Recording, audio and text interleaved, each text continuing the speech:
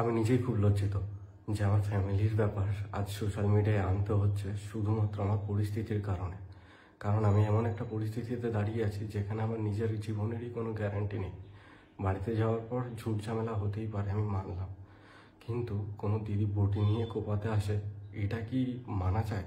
আমার কী করে সাপোর্ট করে আমি এখনও বুঝতে পারি না। আর সেই সাপোর্ট করতে গিয়ে যে বটিটা দিয়ে আমি কোপ দিয়ে ওখান দিয়ে পালিয়ে এসেছি, সেই ব্লেমটা দিতেও আমার বাবা মা একবারও পিছু পা হাঁটেনি। একটা মেয়েকে বাঁচাতে গিয়ে যে একটা ছেলেকে এরকম বিপদের মুখে ফেলে দিতে পারে, সেটা হয়তো আমার বাবা মাকে না দেখলে আমি বুঝতে পারতাম না। তোমরা নিজেরাই একবার এই কল রেকর্ডিংটা শোনো। না তুমি তো আমার জেল খাটাবা যা দেখতেছি। তো জেল খাটা বলে তোর কি করবো? তোর দিদির সঙ্গে না না, বটিটা দিয়ে আমি কোপ দিয়ে বেরোয় যাইছি। হ্যাঁ তুই কোপাইছো। আমি কোপাইছি বেরোয় যাইছি মানে আমি তোর জেল খাটাবো। হ্যাঁ তোরে আমি জেল খাটাবো। তুই যদি নিজের ভাই বোন যদি কাজ করলে যদি তুই বিচার না করতে পারো, তুই আজ একটা অন্য বউরে ওই কণিকা কি হবে আনে? আজ তুই বাড়ি আসিস 5 মাস পর। ও না, আমি কি বটিটা নিয়ে আমি দিদিরে কোপাইতে গেছিলাম? দিদিরে কোপাইতে, দিদি বটিটা আনছে, সেই বটি নিয়ে কি আনছে? বটিটা কি করতে আনছে? বটিটা কি করতে আনছে? ওর হাত দিয়ে বটিটা নিয়ে কোপাইছো? আমি আমার দিদির হাত দিয়ে বটি নিয়ে কোপাইছি। না তুই তো এখন তুই সাধারণ কেস দিয়ে বাঁচার জন্য রেকর্ডিং করে রাখতেছিস। সেরকম ভাবে রেকর্ডিং কর। তুই কোপাইছো, যে কোপ খাইছে সেও কবে। যে কোপ খাইছে সেও কবে। ওই কনি কবে রন কোপাইয়ে গেছে, দিদিরে আর মারে কোপাইতে গেছিল, আমি ঠেকাইতে গেছি, সেই কোপ আমার মাথায় লাগছে। তো যার গায়ে লাগছে সেই কবে, তার কাছ দিয়ে সব প্রমাণ হবে। মানে আমি বলতে পারতাছি যে তোমার মাইয়া এত ভালো নাটক কি করে পারে। তার মা এরকম 2 মিনিট পরে নিজের ছেলেরে ফাঁসানোর জন্য কি বটি দিয়ে নাকি আমি থানায় যাবে। এই কথাটা শোনার পর তো যে কেউ বলবে যে বটিটা দিয়ে আমি কোপ দিয়ে ওখান দিয়ে পালিয়ে গেছি। হ্যাঁ, এরকম স্টেটমেন্ট আমার বাবা আর মাই দিচ্ছিল। যার কথাগুলো শুনতে পাচ্ছিলে সে হচ্ছে আমার বাবা আর মাই।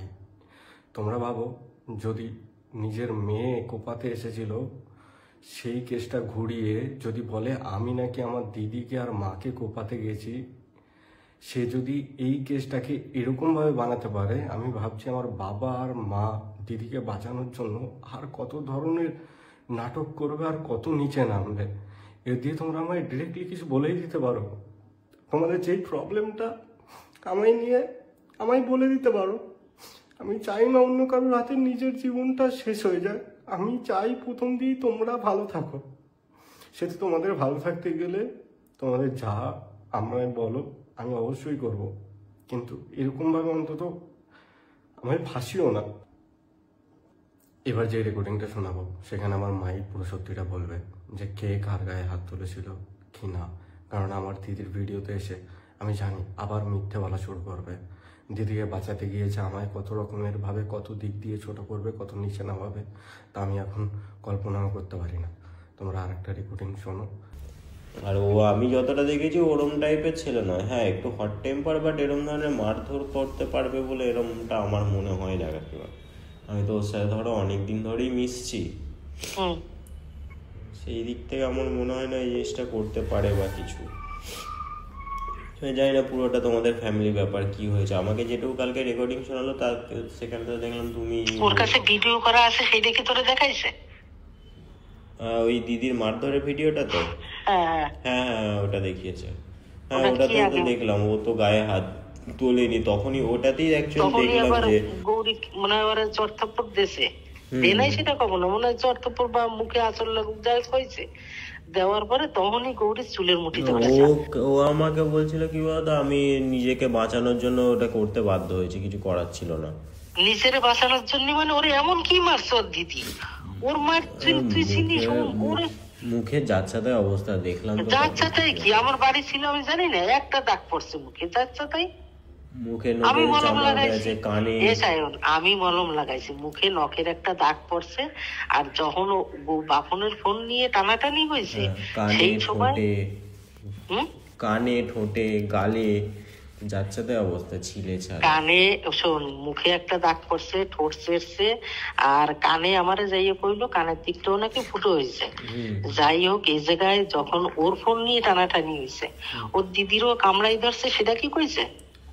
হ্যাঁ, ও আমাকে বললো যে আমাকে নিজেকে বাঁচানোর জন্য তো আমাকে কিছু সেলফ ডিফেন্স মানে আমাকে তো কিছু স্টেপ নিতেই হবে, সেই জন্য আমি ঠেলে সরিয়ে দিয়েছি বা বাঁচানোর চেষ্টা করেছি। এবার ভাই বোনের মধ্যে মারধর হয়, এটা স্বাভাবিক কথা, তার জন্য বটি নিয়ে মারতে আসবে এটা তো ঠিক হয়নি না। বটি দিয়ে মারতে গেছে, তোর কাছে ভিডিও আছে? ওর কোনো ভিডিও দেয়? কালকে রাতের রেকর্ডিং এ তো শুনলাম যে বটিটা নাকি রনি নিয়ে এসে কুপিয়েছে। না না না, যদি রাগের বসে যদি কোপটা পড়েই যেত, যার গালে পড়েছে, ধরো গালটা তো শক্ত, এটাতে রনের গলাতেও পড়তে পারতো না, ভুল করেই হয়ে যেত হয়তো, তাহলে কি করতে হবে? রন কি ধারে ছিল নাকি রনের গলাতে পড়বে? পড়লো আমার গলায় পড়তো। কোথায় ছিল? হ্যালো হ্যালো, হ্যাঁ দিদি বলো। হ্যাঁ, তো আমি মানে এটাই বলতে চাইছি যে যদি এই যে তুমি যে কথাটা, মানে আমি পাশের ঘরে শুয়েছিলাম, আদো আদো শুনতে পেয়ে এসেছি এখানে, তার মধ্যে এই কথাটা আমি বেশ কয়েকবার শুনলাম যে দিদি বটি নিয়ে এসেছিল, সেইটা যদি সোশ্যাল মিডিয়াতে যায় বা রেস্টারদের হাতে যায় তাহলে কি করবে? কি করবে? রনের দিদিকে ছিঁড়ে খাবে? এখানে রন কি এমন অন্যায় করেছে যে বটি নিয়ে বেচারাকে মার খেতে? রনের হয়তো গৌরী করলো না, সব অন্যায় গৌরী, ওই সব অন্যায় করছে। তো দিদি তো কুপিয়েছে, বাপন তো আর কুপাইতে যায়নি। আমি কি বলছি? আমি তো বললাম যে বাপন উপায় নাই, আমি তো সেটা বলতে আছি। শোনো আমার কথা, শোনো, এর মনে কথাবার্তা। ও তো এটাও বলছিল যে ভিডিওটাতে ভিডিও বানাচ্ছে, সেই ফোনটাও আমি কিনে দিয়েছি।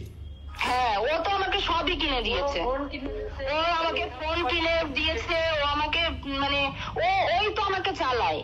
হ্যাঁ দিয়েছে তো কি, এবার এই কথাগুলো সবই তুমি আমাকে পার্সোনালি বলতে পারো, এবার সেগুলো তো সোশ্যাল মিডিয়া করা উচিত নয় না। হ্যাঁ সোশ্যাল মিডিয়ায় কোথায় বলেছি? ওই যেটা খাবারটা রন পাঠিয়েছিল ওটা নিয়ে তো পোস্ট করেছিল, ওটা রনের মনে একটা কষ্ট রয়েই গেছে। কষ্ট ওর মনেই শুধু আছে রে ভাই, এইগুলো সব কষ্ট আছে, এইগুলো সবকিছু ঠিকঠাক করার জন্যই তো। আর আমিও মেয়ের ট্রেন টানি, আমার ওটা ছেলে। এইসব জিনিসে তোমার তো একটা জিনিস মাথায় রাখা উচিত ছিল, বটিটা তুমি কিভাবে ধরলে? তো তোমরা নিজেরাই শুনতে পেলে যে চর্তাপ্পটা দিদি আমায় প্রথম শুরু করে। তো আমার অপরাধ কি? আমার অপরাধ এটাই ছিল যে আমার ভাগনার জন্মদিনে আমার ভাগনা মামা বাড়ি গেছিল, মানে আমার বাড়িতে ও গেছিল, আর আমার ভাগনা যে আমার বাড়িতে আছে আর ওর জন্মদিন বলেই আমি আমার বাড়িতে গেছি। আর সেই আমার বাড়িতে যাওয়াটা যে এত বড় অপরাধ আমি নিজেও ভাবতে পারিনি। আমার নিজের হাতে বানানো বাড়ি, যেইখানে যাওয়াটা আমার অপরাধ। আমি এইগুলো আমায় ডিরেক্টলি বললেই হয়, এই সব এত কিছু করার কোনো দরকারই পড়ে না। আমার যথেষ্ট ক্ষমতা আছে, আমি নিজে 3 মাস ধরে ভাড়া থাকছি, নিজে রান্না করি, নিজে খাই, নিজে জামা প্যান্ট নিজে কাচি, তারপরেও আমি বাড়িতে কন্টিনিউ আমার ফ্যামিলিকে টাকা পাঠাই। কিন্তু তারপরেও যদি আমি বাড়িতে যাই সেটা আমার অপরাধ। আমার দিদি আমাকে কোপাতে এসেছে, সেটা ঘুরিয়ে বাবা মা কি বলছে আমি কোপ দিয়ে পালিয়ে গেছি। আমি জানি না সামনের দিনগুলোয় আমায় আর কত ধরনের মিথ্যে ব্লেম দিয়ে ফাঁসানো হবে আর কি করা হবে। আর আমিও জানি না যে আমি কি ভুলভাল ডিসিশন কি নেব, কারণ অলরেডি দিদি কান্না করে করে ভিডিও পোস্ট করছে। কিন্তু এটা তোমরা জানো না যে দিদি অলরেডি আমার নামে কেস করে এসেছে, সেখানে আমার মা সাক্ষী দিচ্ছে। মানে ভাবতে পারছো যে আমার দিদি আমার এত ভালো চায়, এত কিছু করার পরেও আমার দিদি কেস করা হয়ে গেছে। হ্যাঁ, তখনই আমার ফোনটা কেড়ে নিয়েছে, আমি ওর কাছ থেকে ফোনটা নিতে গেছি, তখনই আমার চুলের মুঠি ধরেছে, আমি ছাড়াতে গিয়ে আমার নখের আঁচড়, ওর শুধু একটা নখের আঁচড় লেগেছে, আমার নখের আঁচড় ওর গালে শুধু একটা লেগেছে। আমি কি বাঁচার চেষ্টা করবো না? তোমরাই আমাকে বলো, তোমরা তো আমাকে খিস্তিকা মারি দিচ্ছ। আমার কি ভাই, মানে কি দিদি, কি আজকে সারা গ্রামের লোক, মানে মানুষ জেনে গেছে একটা ভিডিও।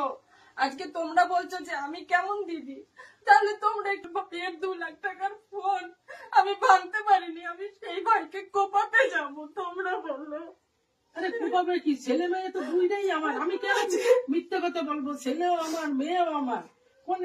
তুমি তো আসন করে যাচ্ছে, তোমরা এসে আমাকে গালি দিয়ে যাচ্ছ, সব ঠিক আছে, কিন্তু আমার ছেলেটা রাস্তায় বেরোলে আমাকে কি বলবে বলো? তোমার মা। আমার দিদি আমার নামে অলরেডি কেস করে দিয়েছে, সেটাই মা সাপোর্ট করেছে। আর এইগুলো আমার জামাইবাবু যে ঘুষ দিয়ে সরকারি চাকরি পেয়েছে তার কত লাইন গার্ড জানা আছে তোমরা আশা করি জানো। তো তার কথায় সবকিছু চলছে। তার কি নজরে পড়েছে ভগবান জানে, ওই বাড়ি দিয়ে আমায় তাড়িয়ে সে কি পাবে সেই জানে। আমি এগুলোর ব্যাপারে ভাবি না আর ভাববো না। যেইটুখানি তোমাদের জানানোর দরকার ছিল আমি জানালাম। আর তোমরা সত্যিটা অলরেডি বুঝেই গেছো, তোমাদের আলাদা করে আর কোনো কিছু বোঝানোর দরকার হবে না। আমি আস্তে আস্তে ঠিক হলে নিজের নর্মাল লাইফে ভিডিও বানাবো। এমনি তোমরা ভাবো যে আমি নাটক করি বা কিছু, ভাই আমার যদি ভিউজ কামানোর ইচ্ছে থাকতো আমরা ওই টাইমে কন্টিনিউ ভিডিওর পর ভিডিও পোস্ট করতে থাকতাম, কিন্তু না, আমার সোশ্যাল মিডিয়া জায়গাটা খুব ভয় করে। কিন্তু সেই জায়গাটাই আমি আমার শান্তি খুঁজে পেলাম। আমি সবকিছু শেয়ার করলাম, লোকে জানতে পারবে যে এই ছেলেটার সাথে এত খারাপ ঘটেছে। জৌগ্রামের হাফ লোক এটাই জানতো যে আমি ওখান দিয়ে কোপ দিয়ে পালিয়ে গেছি। তাদের বলছি যে এই ভুলভাল কথাগুলো তোমাদের সামনে ক্লিয়ার হয়ে গেল যে